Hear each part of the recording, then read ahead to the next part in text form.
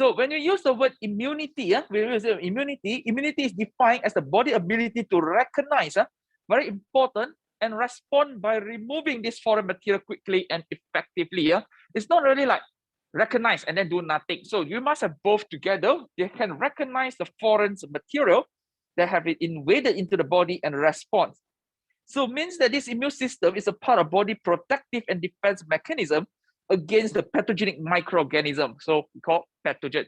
So this pathogen can be viruses, okay? It can be bacterial, it can be fungus, it can be a parasitic worm, okay?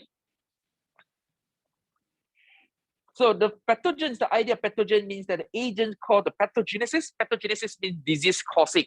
So it's caused by the pathogens, okay? So the immune response mechanism protection include a physical and chemical barrier, means that nothing to do with the cells, and then we have the cellular defense that involve the cells that actually acts against the foreign particle, okay? So in terms of physical and chemical barrier, we always, these two, they are the first lines of the defense. First line of the defense, I always remember, because without the skin, without our skin, for example, this first line of defense, no matter how strong our second line and third line, we won't have sufficient times to actually, we don't have sufficient, ability to get rid of the pathogen.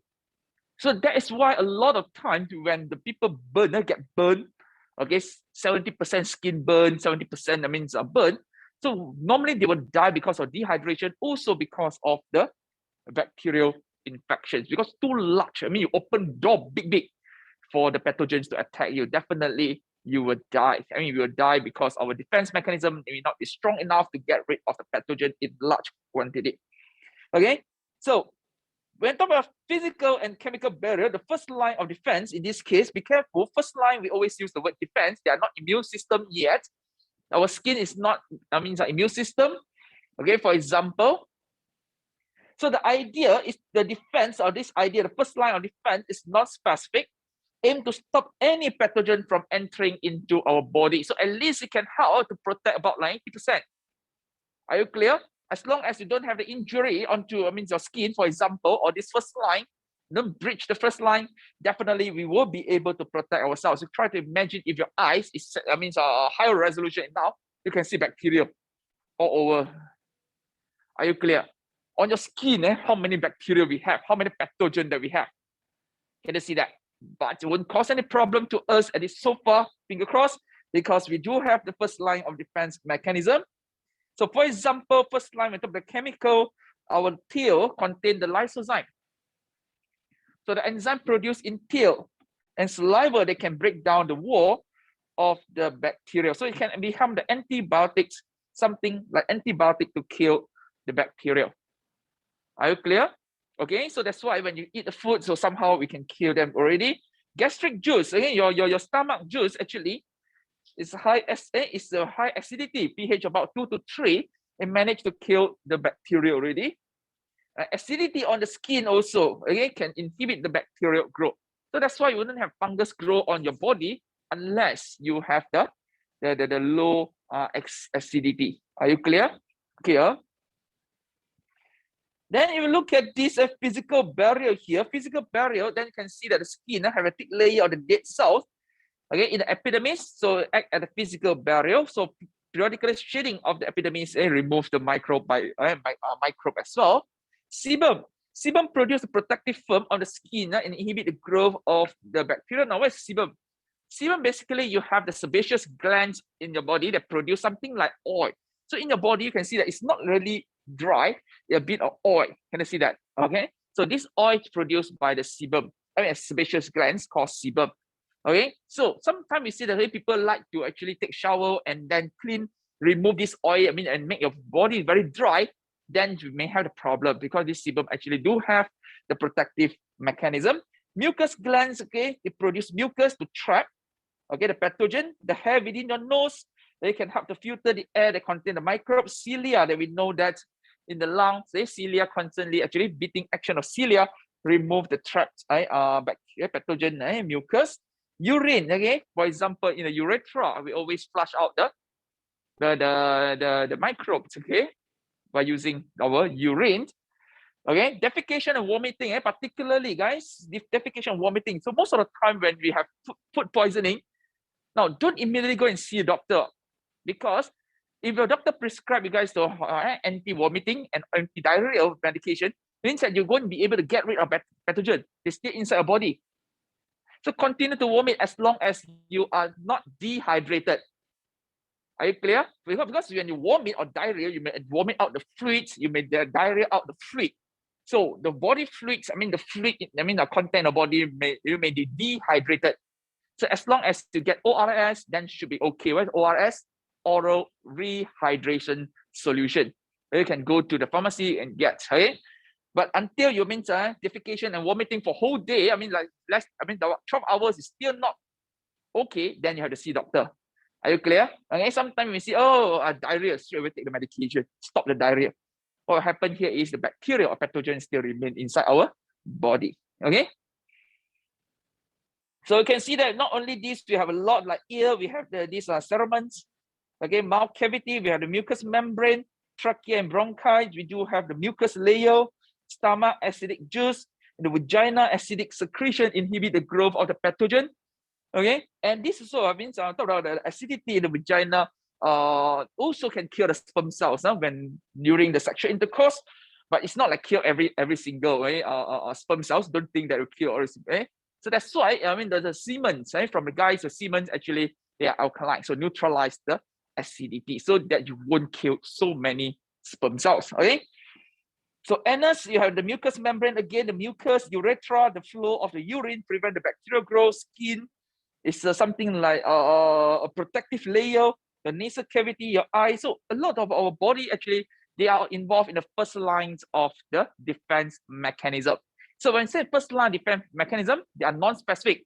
They don't pick, this bacteria cannot go in, this bacteria cannot go in. They try to block all. Are you clear? Non-specific, non-cellular in this case. Okay? So physical and chemical barrier.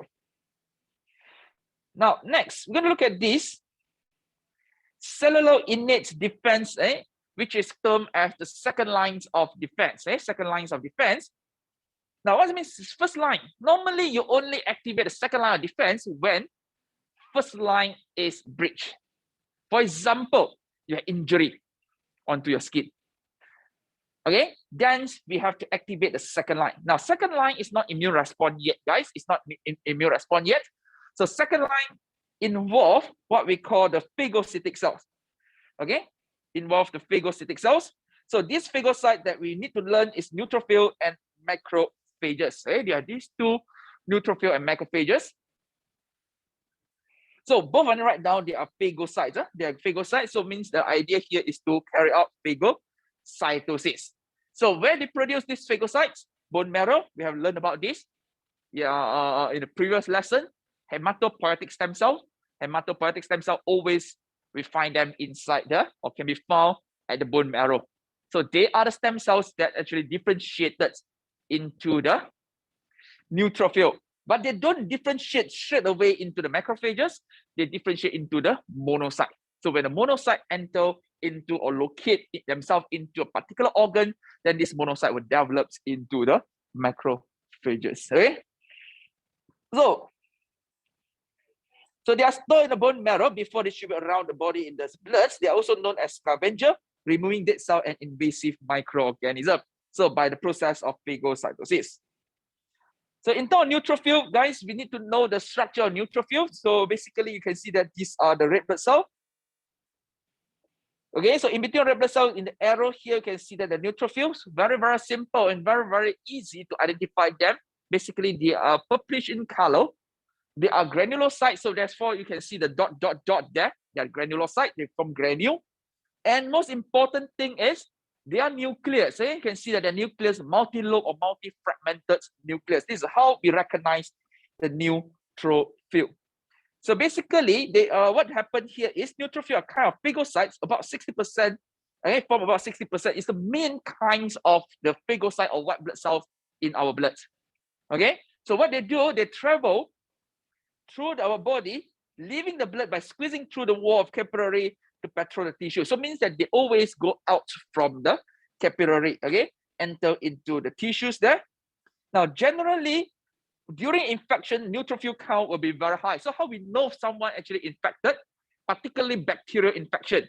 Bacterial infection, always we check for neutrophil count. Neutrophil counts will be high because they are activated. So we have more and more neutrophil to be produced, and they are short life cells. What is a short life? And that short life basically means that they won't live long. What they do, they kill the pathogen by phagocytosis, and then they will die. When this dead neutrophil always collect at the site to form pus, right? You can see the yellowish fluids, right, or greenish.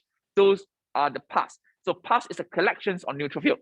So this neutrophil, what they do, they kill off phagocytosis, they kill the pathogen, and then they themselves will die as well.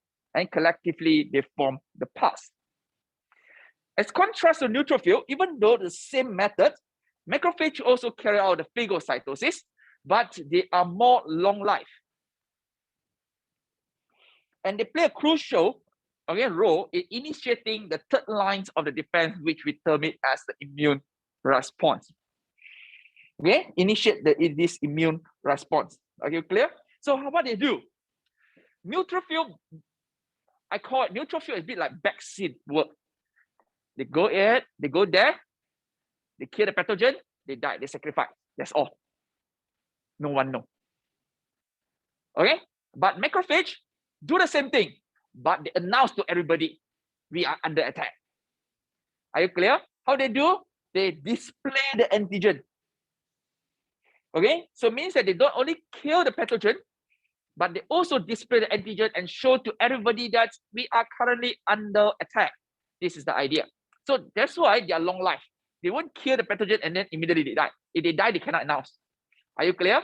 Okay, so this is a slight difference between the neutrophil and macrophages.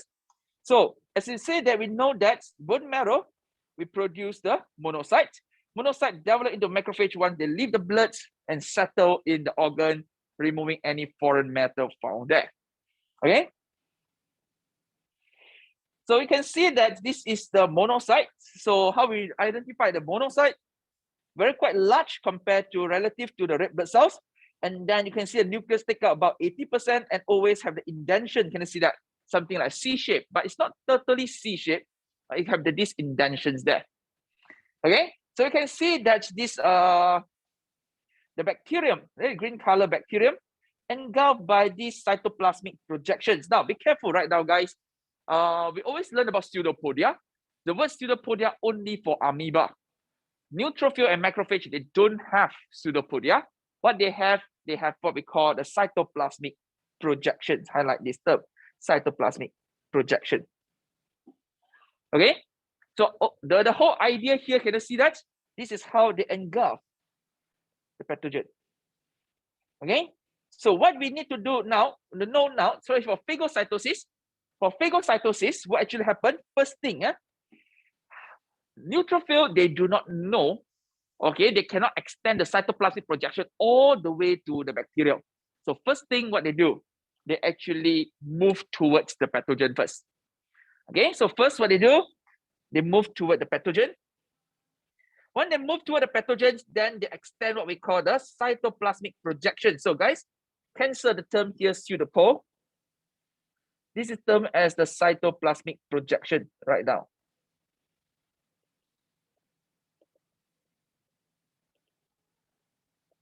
Okay, cytoplasmic projection, not pseudopodia.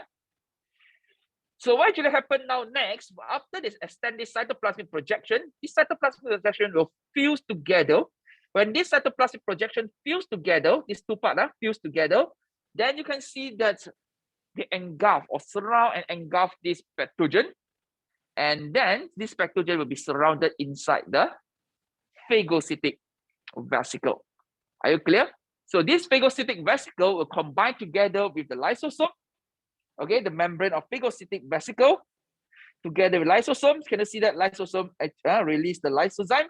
So these lysozymes, okay, or hydrolytic enzyme degrades, okay, the microbes and then the microorganism. So this waste will be released. So this is how the phagocytosis actually take place. Okay, so take 2 minutes to complete this activity. So first, we have this phagocyte must move toward the pathogen by chemotaxis. Now, chemotaxis, the idea chemo means chemical, taxis means movement. So it means that it's a sensitivity of the cell. Okay, how they know? Oh yeah, bacteria is there. How they know? So definitely they have to move there because of these bacteria may release certain waste or chemical that attracts the phagocyte. So first thing, phagocyte have to go there. Next, phagocytes extend its cytoplasmic projection to surround the pathogen. So receptor of the phagocyte cell membrane may bind to the foreign particle. The Fc receptor is typically the receptor of use, which bind to antibody that have to opsonize a pathogen or toxin. Now, at this moment, I'm not going to discuss, in further, bracket this part, we're going to learn about this in the antibody, okay, under the context of antibody. Okay, not now. Okay, I won't, because I have to talk about the antibody in detail first, then you'll be able to appreciate it. Are you clear? Okay, so phagocyte extend its cytoplasmic projection to surround the pathogen. If you write it, you stop it here first. Okay, and then the cytoplasmic projection now fills and engulf the bound pathogen through the phagocytosis. So the engulfed pathogen now is kept in a vesicle known as the phagocytic vesicle. And then this membrane of vesicle will bind to the lysosome inside the cells. So a series of hydrolysis take place. The pathogen are hydrolyzed by the hydrolytic enzyme released from the lysosome. And last, the remain of the pathogen are removed from the phagocytes by exocytosis. Are you clear? Okay. But at the same time, we don't know that if this thing happened in the neutrophil, neutrophil will die already. Are you clear? They are short-living cells. Okay. Now, inflammatory responses. Inflammatory responses actually not really in our syllabus. Okay, not really in our syllabus, but few type of questions talk about inflammations. Okay, in certain organs take place. So what is inflammation? We keep on thinking, oh, inflammation. So inflammation is characterized by the swelling in the process. Are you clear? Redness, fever, those are the inflammations. Are you clear? So if let's say you have a cut on your hand, you can see that starts swelling. Cannot, right? Over a period of time, you can see swelling process take place. So that are the hallmarks of the inflammatory responses. Okay. So inflammation is a biological response to the immune system, of the immune system that can be triggered by a variety of the factors, including the pathogen itself, or the cell damage or toxic compound. So inflammation acts by removing injurious stimulus and initiating the healing process. So inflammations actually help us to heal. Okay. So at the tissue level, inflammation is characterized by redness, from red color, because a lot of blood reach there, swelling, heat, pain, and loss of the tissue's function. Right? In the severe case, it may cause the inflammations may cause the loss of the organs or organ failure. Okay. So for example, injury towards the heart, for example. Okay.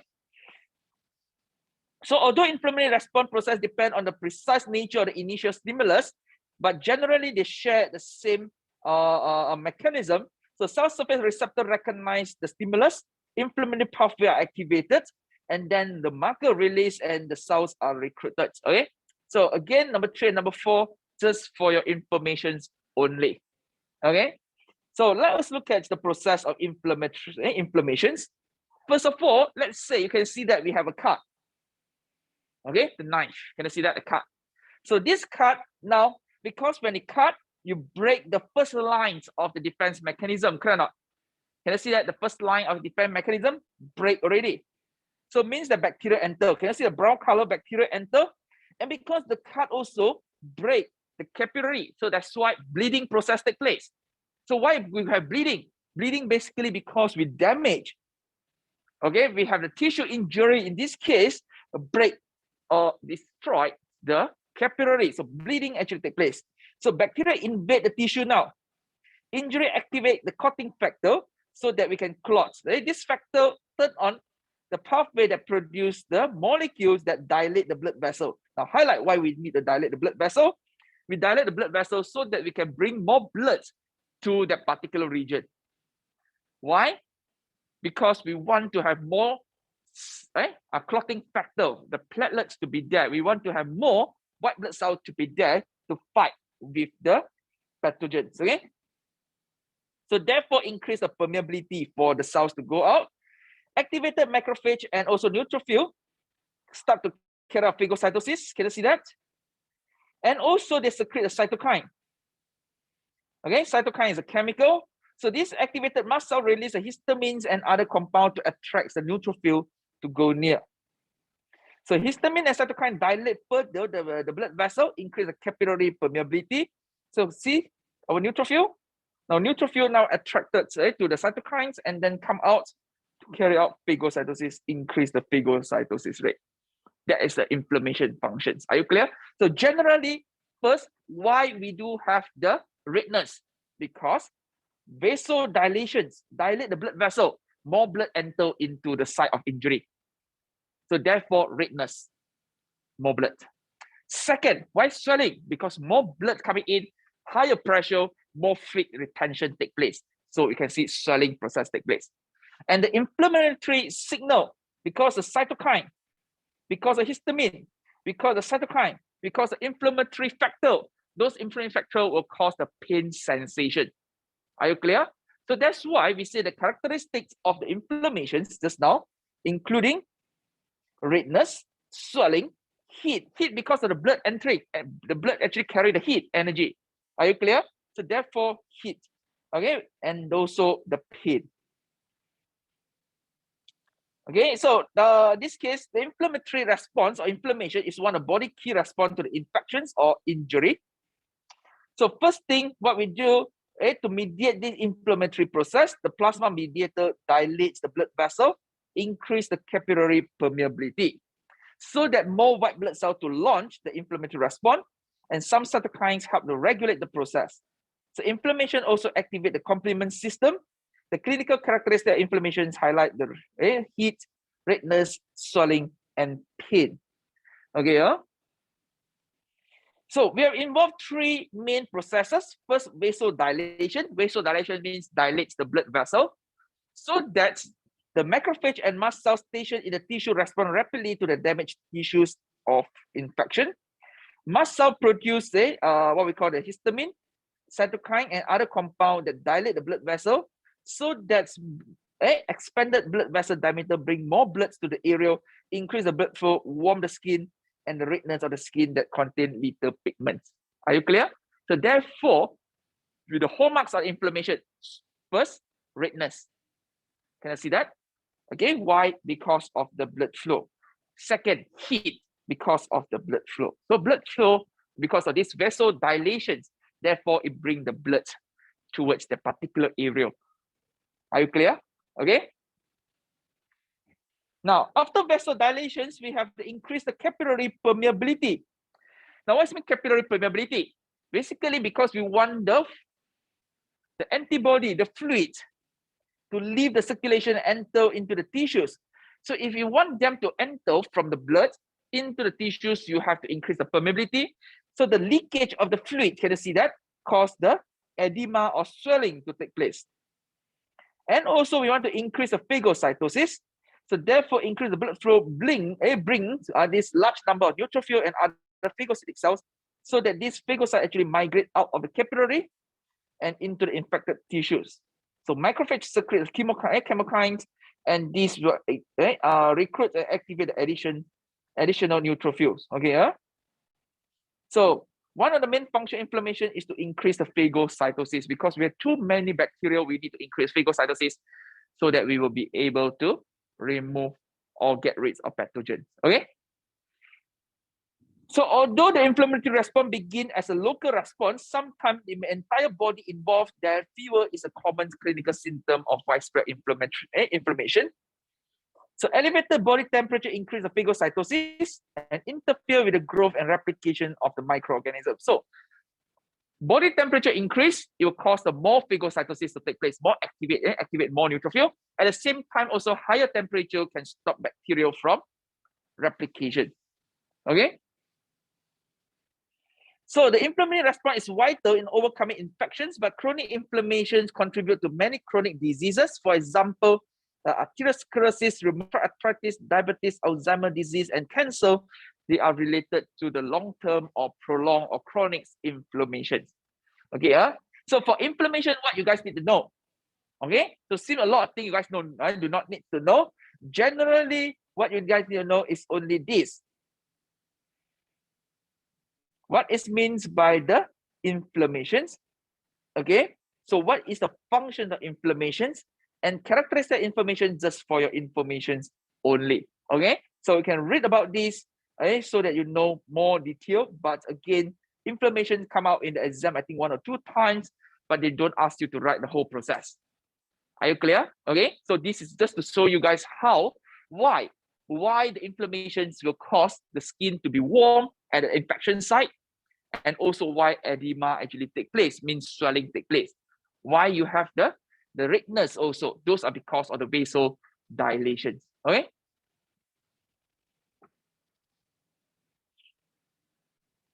So with this, I stop a while here.